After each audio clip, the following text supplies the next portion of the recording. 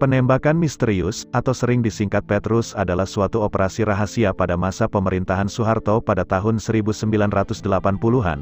Operasi ini dilakukan untuk menanggulangi tingkat kejahatan yang begitu tinggi pada saat itu. Operasi ini secara umum adalah operasi penangkapan dan pembunuhan terhadap orang-orang yang dianggap mengganggu keamanan dan ketenteraman masyarakat, khususnya di Jakarta dan di Jawa Tengah. Pelakunya tak jelas dan tak pernah tertangkap, karena itulah muncul istilah Petrus atau penembak misterius. Lantas bagaimana penembak misterius ini bekerja, siapa saja dan berapa jumlah korbannya? Tapi sebelum kita lanjut videonya, jangan lupa untuk like, subscribe dan share channel ini, juga aktifkan notifikasinya agar teman-teman bisa mendapatkan info mengenai video lainnya.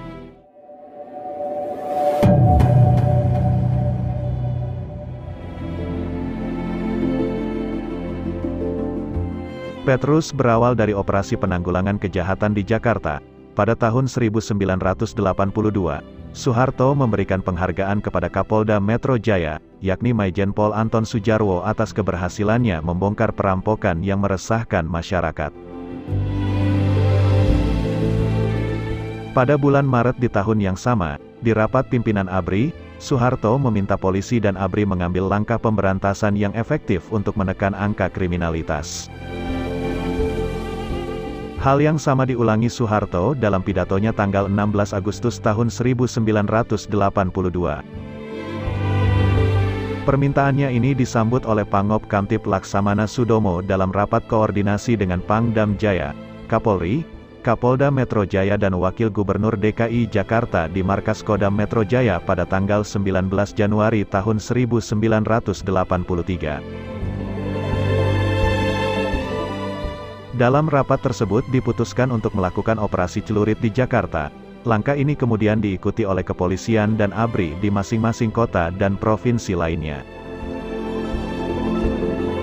Pada tahun 1983, tercatat 532 orang tewas, 367 orang diantaranya tewas akibat luka tembakan, dan pada tahun 1984, ada 107 orang tewas, di antaranya 15 orang tewas ditembak. Kemudian di tahun berikutnya yakni tahun 1985, tercatat 74 orang tewas, 28 di antaranya tewas ditembak.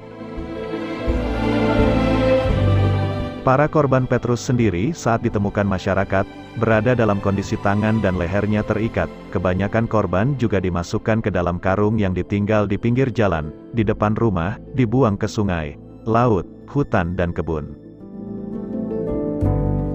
Pola pengambilan para korban, kebanyakan diculik oleh orang tak dikenal dan dijemput aparat keamanan. Petrus pertama kali dilancarkan di Yogyakarta dan diakui terus terang oleh M. Hasbi, yang pada saat itu menjabat sebagai Komandan Kodim 0734 sebagai operasi pembersihan para preman dan gali atau geng anak liar. Pengakuan ini dirilis melalui Kompas tanggal 6 April tahun 1983. Pada akhirnya gebrakan tersebut dilanjutkan di berbagai kota lain, hanya saja dilaksanakan secara tertutup. Masalah Petrus waktu itu memang jadi berita hangat. Ada yang pro dan kontra, baik dari kalangan hukum, politisi sampai pemegang kekuasaan. Amnesty International pun juga mengirimkan surat untuk menanyakan kebijakan pemerintah Indonesia ini. Aksi Petrus dianggap telah melanggar hak asasi manusia, karena telah membunuh seseorang tanpa diadili melalui jalur hukum.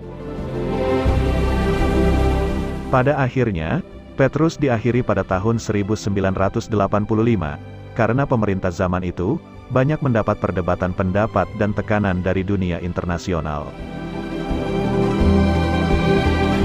Itulah tadi, kisah singkat tentang Petrus atau penembak misterius yang menghilangkan nyawa ratusan bahkan ribuan orang tanpa melalui jalur hukum.